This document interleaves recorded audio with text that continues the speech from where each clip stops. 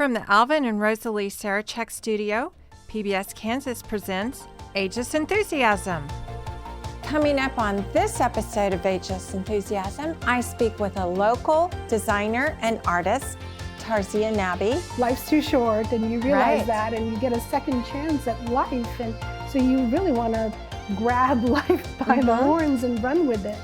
And also, I catch up with New York Times best-selling artist and illustrator Jan Brett as her Winter Wonderland tour rolls through Wichita.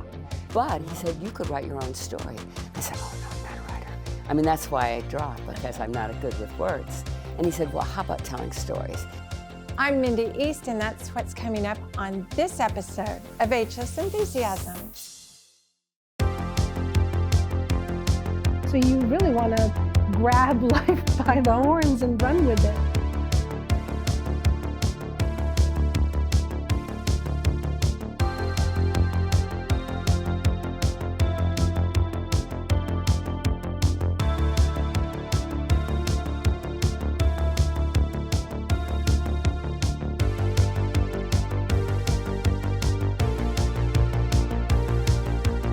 My guest tonight is Tarzia Nabi, who is a designer and an artist and a local talent here in Wichita. Hi, Tarzia. Welcome. Hi, Mindy. Great to be here. Thank you for coming. Okay, now you're multifaceted. Let's talk about, first of all, where are you from? So originally, I was born in Bangladesh, so that's where I'm from. I've spent almost half of my life in the United States, but I'm originally from Bangladesh. And how long have you been in Wichita? The last 23 years. Oh, wow. Tarzia, you're an investment professional. Tell us what your day job is. I am the Vice President of Investments with the Trust Company of Kansas. Very good, very good. So I want to kind of take our viewers on a little storyline. You have been in investments for quite a while, but you had a serious car accident that changed the trajectory of your life. Tell us a little bit about what happened. Sure. So 2013, I was on my way to work.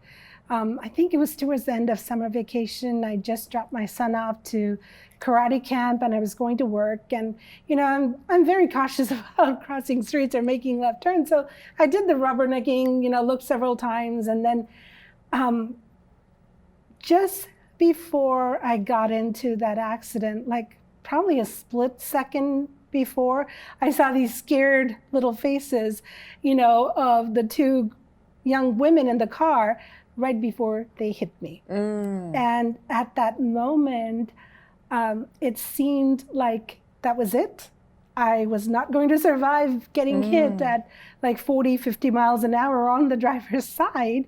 And I thought, oh my God, how could I let this happen, as if I was in control? I mean, I was a huge control freak before that.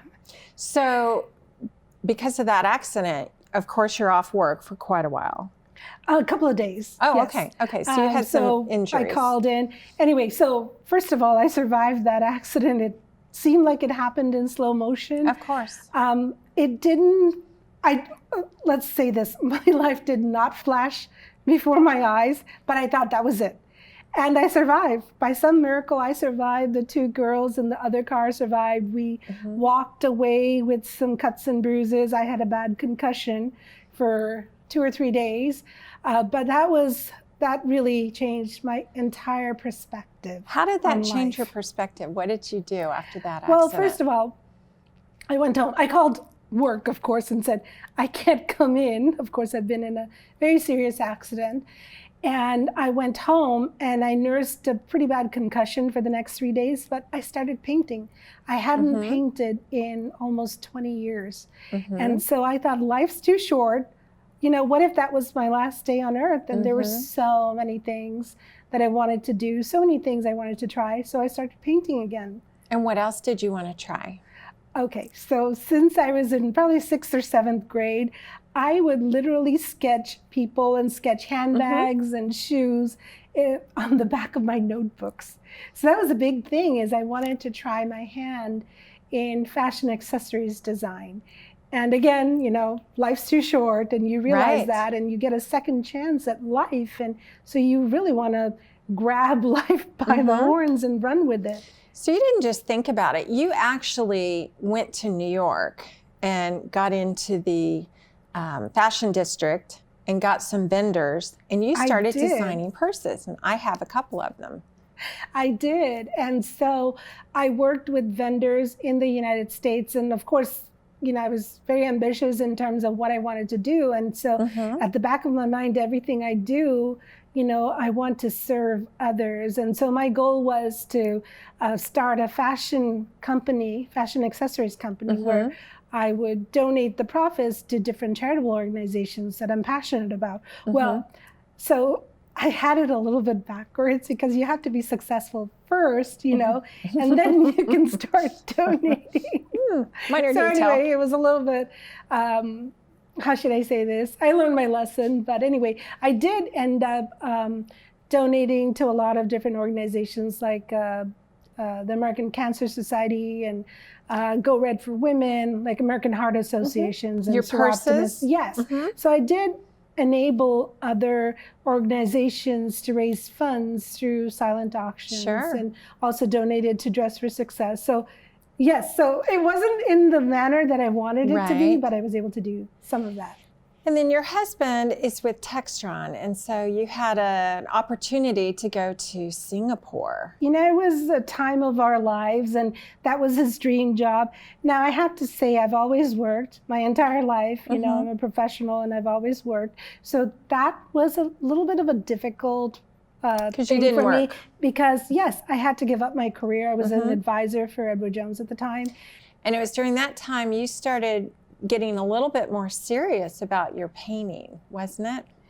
Yes. And so I was really inspired by the colorful foliage and, you know, around Singapore, because it's a tropical country. You know, it rains almost every day. So everything was so gorgeous. So I started painting butterflies and dragonflies. And then later on, I started painting wildlife. But now I know one of your best paintings actually won in a juried art show, and you were kind enough to give it to me, but it was out of the headlines. Do you remember which one that was? Yes, so this was right after the fire at Notre Dame Cathedral. Newman University had a juried show, and the title for the show was Beauty from Ashes. And I was actually still living in Singapore at the time. So I entered a couple of different paintings, and they both got accepted. And so the painting you have in your house is of the actual fire of the cathedral. And have you been to that cathedral? I have. Only thing is, when we were in Paris, we went by it. We didn't go inside, thinking, okay, we'll come back the next time we're in Paris. And of course, you know, the fire happened just a few months later. So that's one of those lessons in life, you know, when the opportunity is right there in front of you, take it. Exactly. So also, you decided after you moved back to really get serious about donating. And who are some of the people that you have gifted with your generosity? So I gift a lot of my work, but I also donate to different charities that I'm passionate about. So some of the organizations that I've donated artwork to would be a fundraiser for the Lymphoma and Leukemia Society, Sedgwick County Zoo, Mark Arts, PBS, then a fundraiser for the Wichita Children's Home, let's see, Exploration Place. It's hard to remember all of the organizations. So many, yes. There have been a lot of Wow, organizations. Wichita Animal Action League, so lots of different organizations. Well, we're going to take a quick little break, and then we'll be right back, and I want to ask you what your favorite subject is to paint. Okay. I'm so excited today. I have a very special guest. Jan Brett is a New York Times bestselling author and illustrator. She has over 40 million published books, and she's written over 30 books. She's on her Winter Wonderland tour through Wichita. Welcome, Jan. Oh, thank you. It's so great to be here. Well, we're at the Advanced Learning Library in downtown Wichita, sitting in front of one of your displays. Oh. And you are doing an event with children where you'll be reading your book and then doing some signings. Yes. Tell us about the book you're holding. The book I'm holding. My daughter moved to Alaska, and we went for a visit, and she said, Mom, you've got to go to this muskox farm that's an hour north of Anchorage in Palmer. And I remembered this book, and you know how our childhood books are indelible? We just remember them. And I remembered this book called Mammals of North America, and it had this beautiful picture of muskox, and I never forgot it because it looks like it came from the Ice Age, covered with thick fur like a woolly mammoth. So I went to see them, and I immediately was captivated because they have this long skirt of fur. And they're that not really hangs big, down. are they? They're about the size of a Shetland pony. Okay. They look bigger.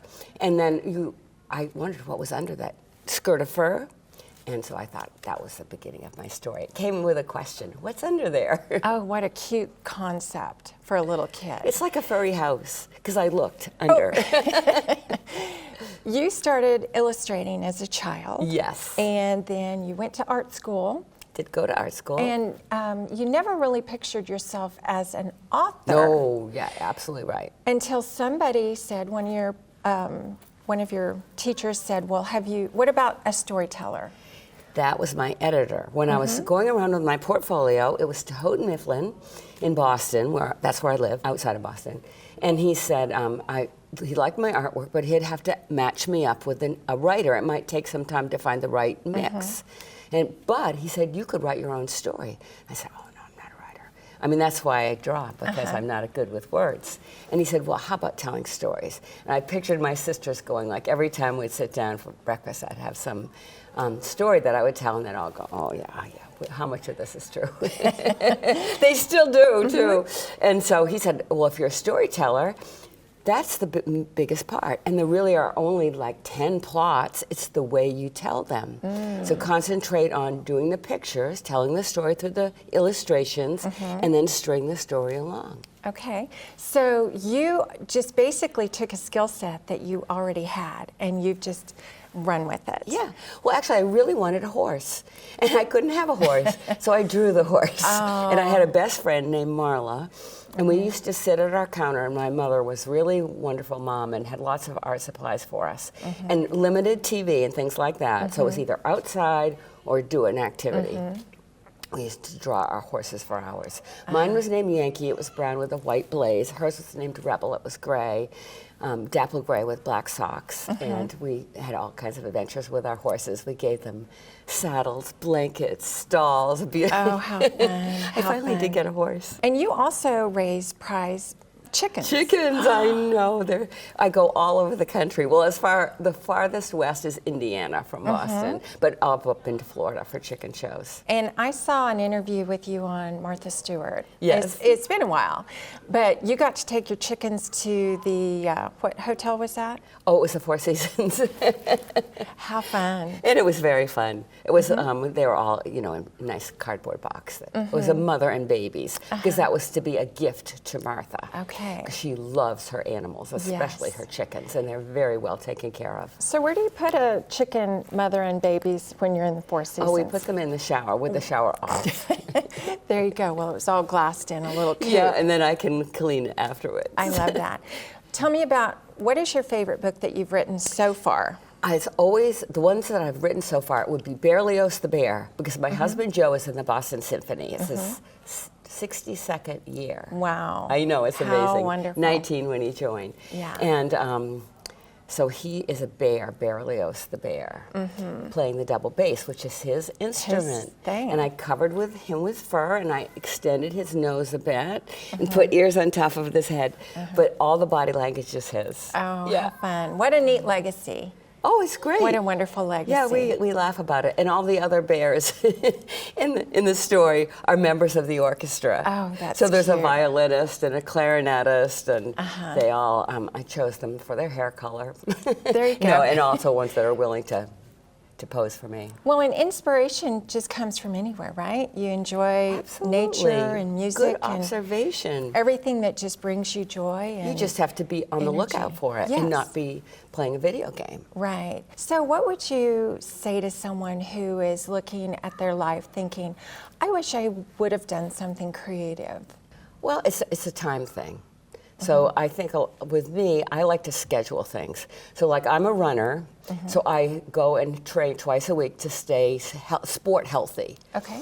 And so I put that on my calendar.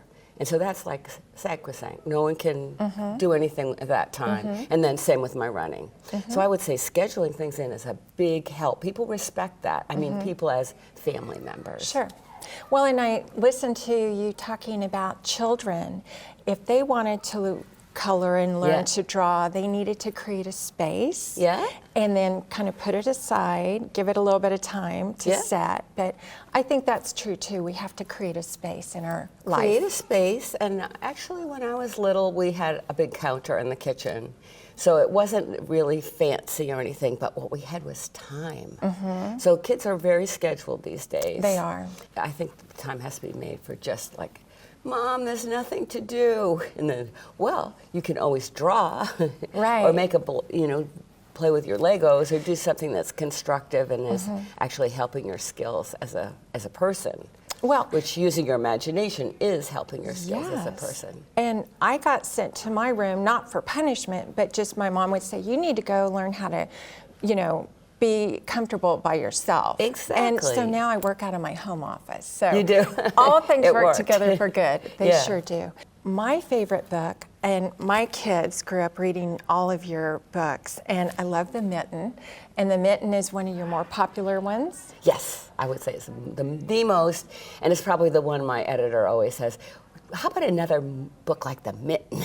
And The Mitten was based on a Ukrainian It folktale. was, and it's so valuable right now. Because when I first did that book, it was Ukraine was part of the Soviet Union, and I went to couldn't go to the Soviet Union to do it, but I went to this Ukrainian museum in New York City. It's on 10th Street, and all the people said, the curator said, "Oh, we want to help you because we want to keep our culture alive. It's being destroyed by Soviet Union. All our things that are Ukrainian to us are being Swallowed up. discouraged. Yes, swallowed up. Even our language."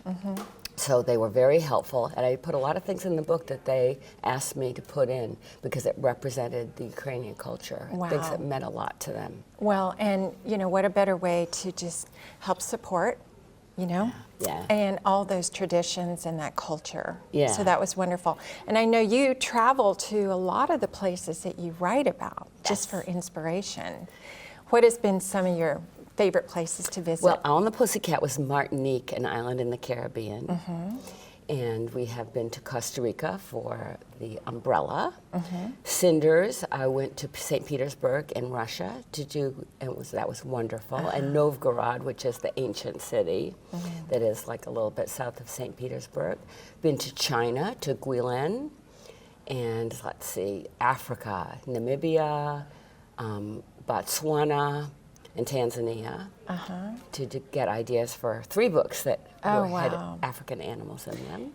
How about Fritz and the Horses? Fritz and the Beautiful Horses came from a museum exhibit at the National Gallery, and it was, no, not the National Gallery, the Metropolitan Museum in New York. And it was the Habsburg era. And it had all these beautiful costumes and the way people lived in that time, and I was so captivated and got the book. And same with The First Dog. I went to an exhibit at, because I love museums, at the Museum of Natural History in New York. And that was, I think, Bright Fires and something. And it was about prehistoric man. And it had this artwork from 40,000 years ago. So gorgeous, beautiful, and compelling, and almost like it could spark magic. So intense. I'm so impressed. You just live in this perpetual creative state of creativity. And, okay, I'll remember that. Try to live up to it. Oh, I think that's very obvious. Well, you mentioned The Owl and the Pussycat. Yes, I did. And that is my favorite Jan Brett book. I just so happened to bring my copy with me, and I was wondering if you would sign it for me. Now, you said you had children and grandchildren. I have grandchildren. So maybe I should sign it to... You just sign to anybody. Hedgehog purse. Yes, I love your hedgehog That's purse. my little mascot. Do you have a mascot? I Like have an a logo. animal mascot? Well, I have a logo. You have what? A lot? I have a logo. I don't have Oh, you have mascot, a logo. Okay. but- Well, the children often ask me what my favorite animal is, and I have to say it's like a 3: hedgehog, horse, chicken. Oh, I love horses. I just think, nature is there for us to respect and enjoy, and I'm just glad that you honor that as well. Oh, that's cute. So this little yellow fish, I actually didn't get my plan was I was going to get my scuba diving license and go underwater to do, because the whole part of this book, the border, is an underwater scene. I love the border. I only got to snorkeling. I love it.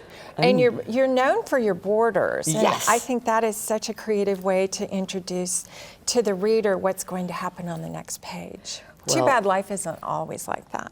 Yeah.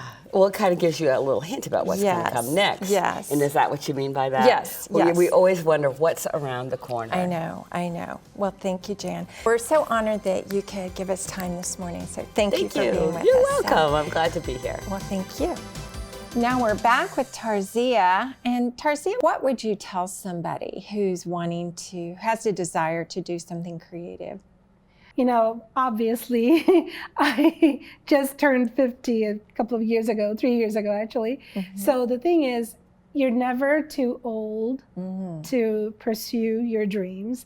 And I've worked in several different industries, done so many different things, from fashion design to working in a pharmaceutical company for 8 years. That was my first job out of grad school, to working in wealth management for the last 20 years. So you can always reinvent yourself. You don't have to stay with whatever you thought you wanted to be or whoever you wanted to be when you were in your early 20s. Well, we evolve and we change, Absolutely. And we're not the same people we were in our 20s or 30s as we age in our 50s and 60s. So I get that too. I know your art is in several galleries and you sit on several different boards. What's next for you? So I really like to give back to the community. I serve on the board of the Wichita Grand Opera, and then I'm a Rotarian, so that's a great way of giving back. And they have the reading program. Yes. So I participate in the RIF program, which is Reading is Fundamental. I'm involved with United Way's investment panel, where we get to decide on funding different charitable organizations. I'm a member of Designing Women. So yeah, there are a lot of different things that I like doing. And of course, I love my work. Yes. Where do you see yourself in 10 years? In 10 years, I have a few goals that I haven't accomplished yet. And some of them are, for instance, I was working on some of my professional designations, and I kind of veered off track a little bit because we went abroad and all of those things happened. So I'm getting back on track with some of my professional designations. So I'm hoping to finish my CFP designation and CTFA designation within the next 12 months. And I would like to continue to excel in my artwork as well. So one of my wild, crazy dreams is to be in, for instance, Crystal Bridget's museum, like have my art displayed at different museums. Or I think there's a wildlife museum in Jackson Hole, Wyoming. So get to that standard. So I believe that whatever you do, you should probably set a goal. Try to be excellent in whatever you do. So those are some of my goals. And of course, I love serving our clients and just to be able to grow with this company that I'm with, the Trust Company of Kansas, over the next 10, 15, 16, 18 years. I don't know. There you go. It's Ageless Enthusiasm. Well, thank you so much, Tarzia. I appreciate you being my guest today, and best wishes to you on continued success. Thanks so much for having me, Mindy. Of course. And thank you for watching. We'll see you the next time.